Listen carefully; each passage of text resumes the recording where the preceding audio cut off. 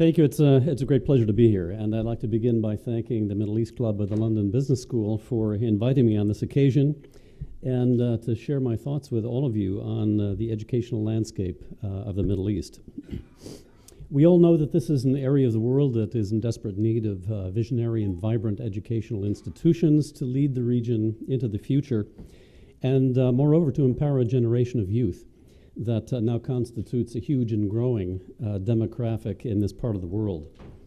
A number of nations in the Gulf, as you are all aware, have acknowledged the need to create knowledge societies that can maximize their youth potential.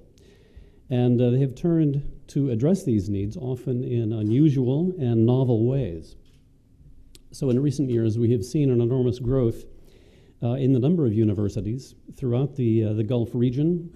These are happening at breakneck speeds and actually in very different ways. I'd like to just touch on three of them as different examples. The first, of course, is the Education City in Doha, which is the inspired vision of Sheikh Hamza bin Nasser, bringing together branch campuses of different American universities, highlighting a very strong professional program from each of them.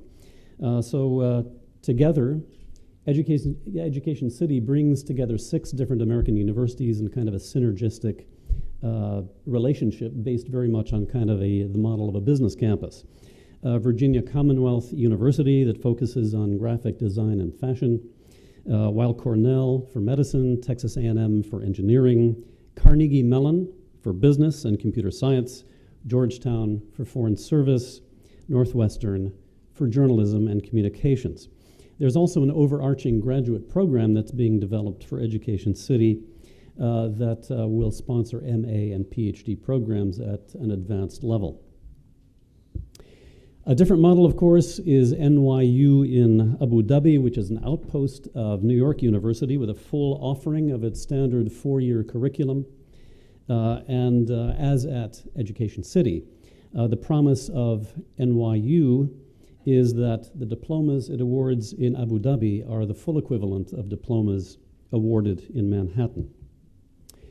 And as was mentioned a bit earlier this afternoon, of course, KAUST, the King Abdullah University of Science and Technology, combines cutting-edge research and a multi-billion-dollar endowment with a coeducational graduate student body actually that directly challenges the rather conservative mores of the kingdom.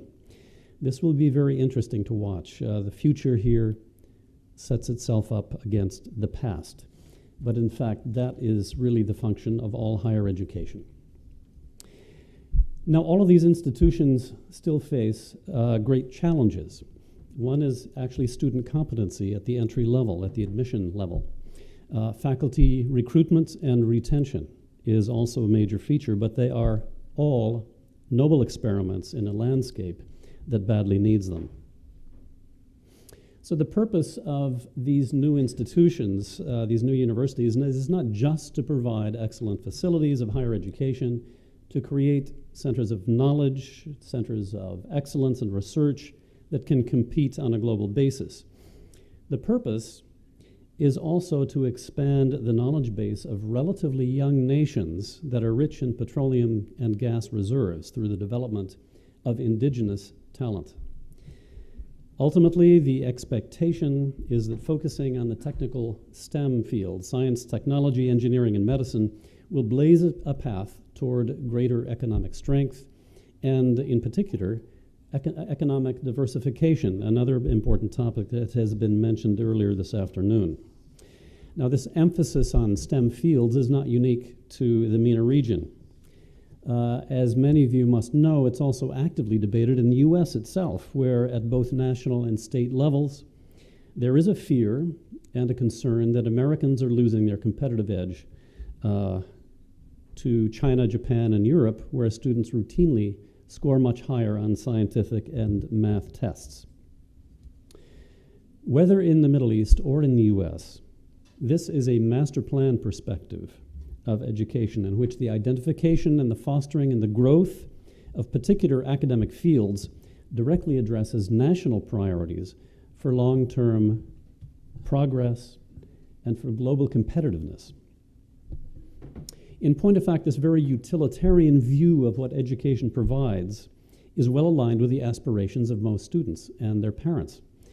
Students, no matter where they live, attend university to obtain skills for successful and lucrative careers, and these again all tend to be in the STEM areas. Monetary reward in life is satisfying to a large extent and is an important outcome of any college degree.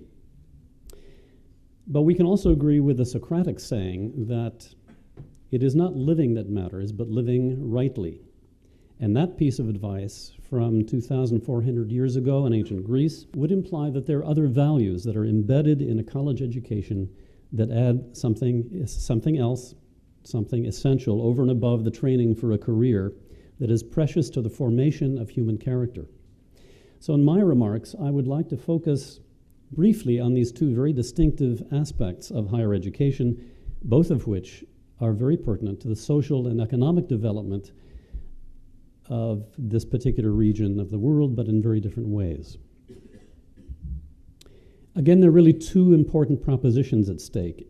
First, education as it answers the needs of society, however they become to be defined, essentially marketable skills that are aligned with the priorities of the nation. As I've said, countries in the Middle East, newly rich in gas and oil resources, have prioritized knowledge and skills in the STEM areas critical to their future development. This is understandable since these rapidly growing populations, and of course the indigenous populations in many of these countries are only a small fraction of the total population, they require the basic amenities of housing and infrastructure, patient care, public health, education, and security. And on these foundations, commercial enterprises can flourish.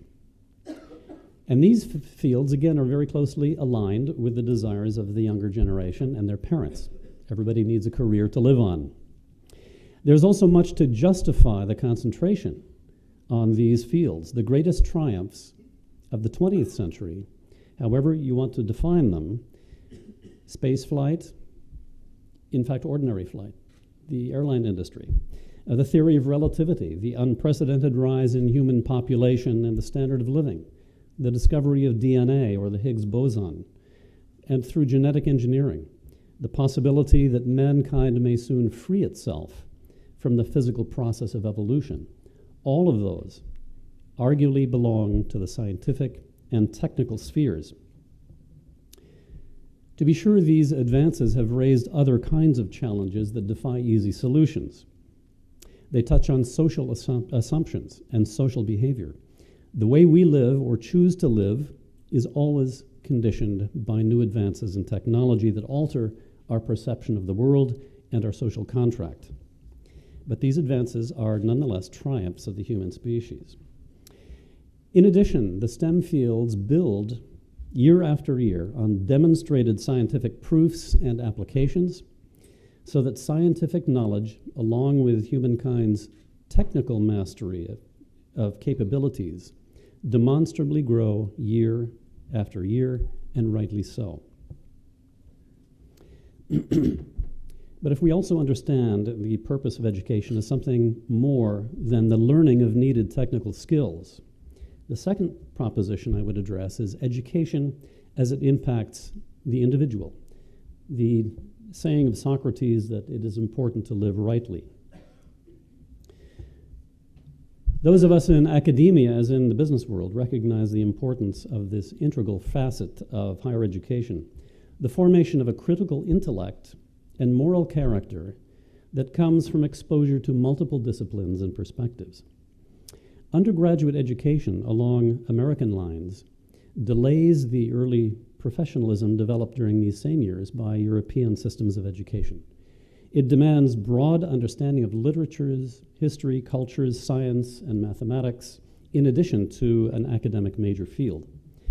To my mind, the approving light in which the American education system is regarded in the Arab region, and in fact embraced by Education City, NYU Abu Dhabi, and of course AUB, is especially ironic in light of the recent military misadventures of the United States in this region, most evident in the invasions of Afghanistan in 2001 and Iraq in 2003.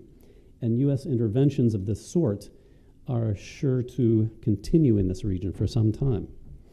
But against this political background, American-style higher education, especially at the undergraduate level, is still regarded as the gold standard in the Arab world. It is an unacknowledged American intervention in the Middle East that can be deemed a stunning success. Astonishingly, in the U.S. itself, it is not even recognized. And so has the longevity and tradition of the American liberal arts tradition. The permanent presence of American college education in the region dates to 1866, the year of the founding of the American University of Beirut, which was then known as the Syrian Protestant College. Next year, we celebrate our 150th anniversary. I want to note that although I refer to American-style education based on a liberal arts philosophy, there is nothing inherently American about it, aside from the fact that it developed over time in the 19th century at small liberal arts colleges in New England and in the Midwest. Rather, the philosophy of what we call American education is firmly rooted in the rationalism of European Enlightenment and expresses humanistic values rather than narrowly American ones. Alfred North Whitehead, in his essay on the aims of education, derided the accumulation of knowledge in what passed for education in his day, about 100 years ago, saying that a merely well-informed man is the most useless bore on God's earth. Rather, he urged that among the highest goals of training young minds are the evocation of curiosity, of judgment, of the power of mastering a complicated tangle of circumstances, and the use of theory in giving foresight. Now, what government or corporation would not want such men and women on board? And moreover, these abilities are all vital to fostering powerful visions of future societies. I've referred to the great triumphs of the 20th century. It can be also argued that the greatest failures of the 20th century, two devastating world wars, dozens of regional conflicts, genocide, persistent poverty, extremist ideological movements, may be defined as failures of a liberal education, failures that have fostered deep chasms of willful misunderstanding and closed minds, as well as prejudice based on the characterization of groups of people as untouchable and the unapproachable other. Current events in the Arab world, in addition to other countries, and I certainly include the United States, give us daily examples of these failures.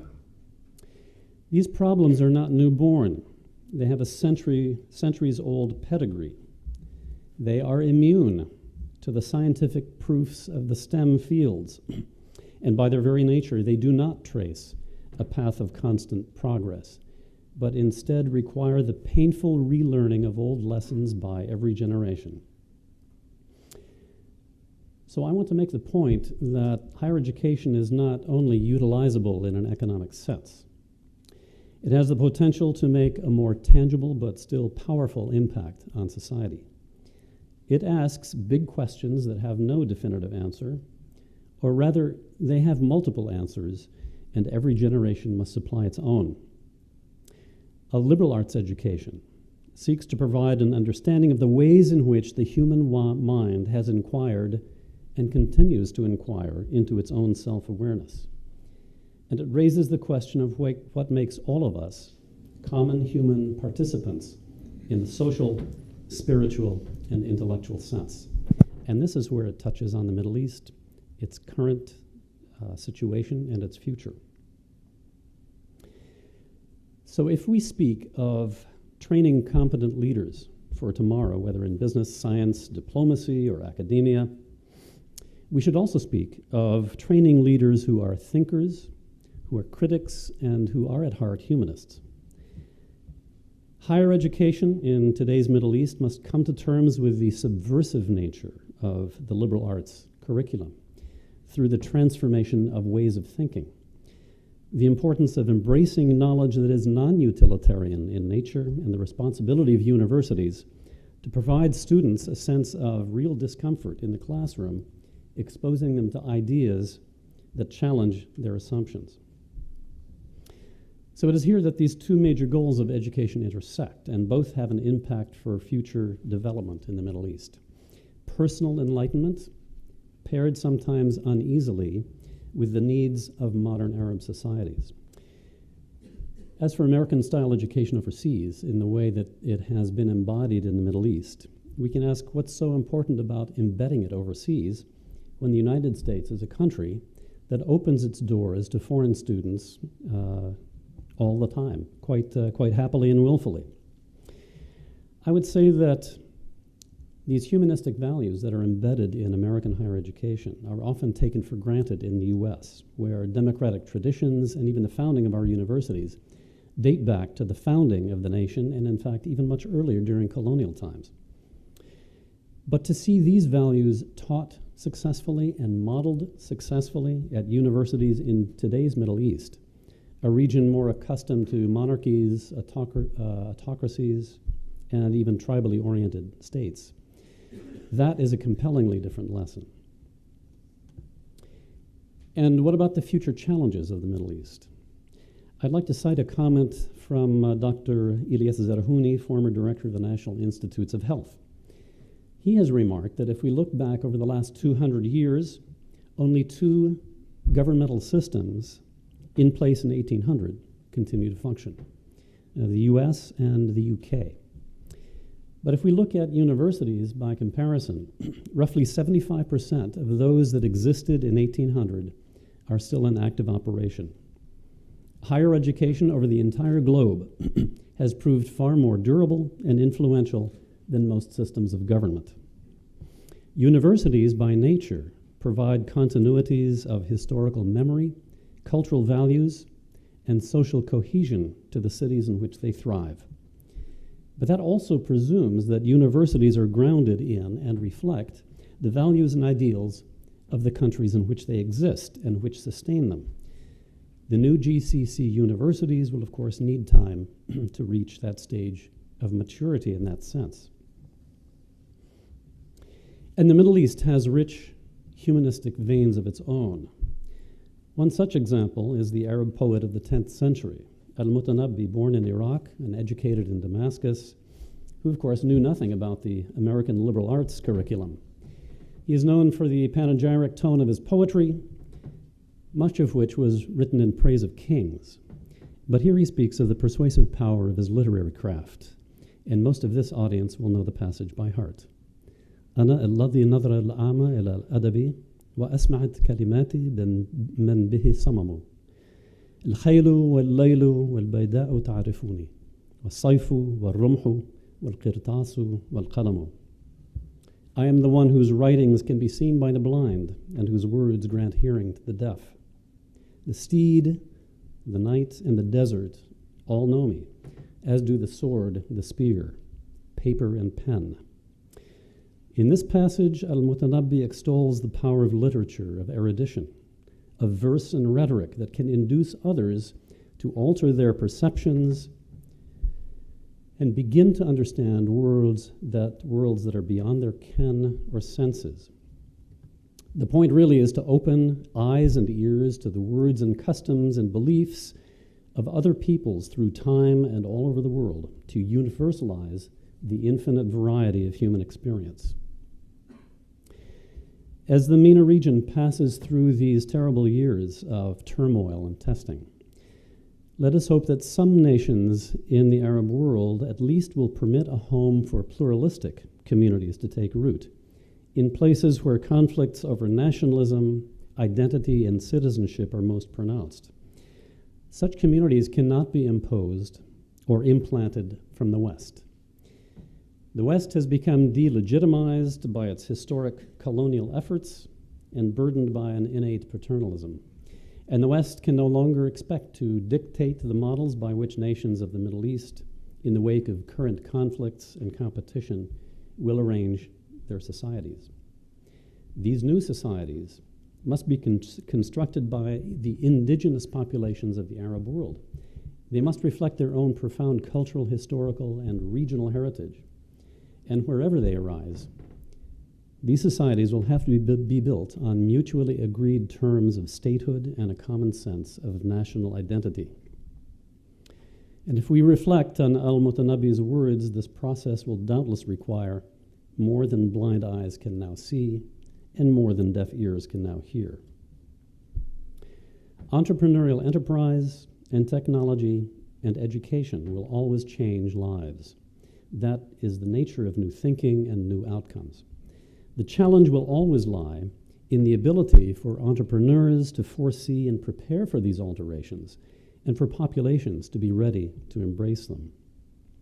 And above all, as we look forward in the next several years, we need more courageous men and women in the Middle East who have been taught to think critically, objectively, to understand the enormous challenge of finding a common ground in the regulation of human affairs. Fortunately, I'd like to think that this is more than a fond wish. For almost 150 years in the Middle East, there have been institutions of higher education that have been training young minds to think in this manner. And I would hope that with the addition of other universities in the GCC and elsewhere, they will continue to do so for a long time to come. I have a very quick question. You sort of brought up the notion of the Socratic tradition, the noble liberal arts, going back to the trivium, quadrivium, that came from America and is populated around the world.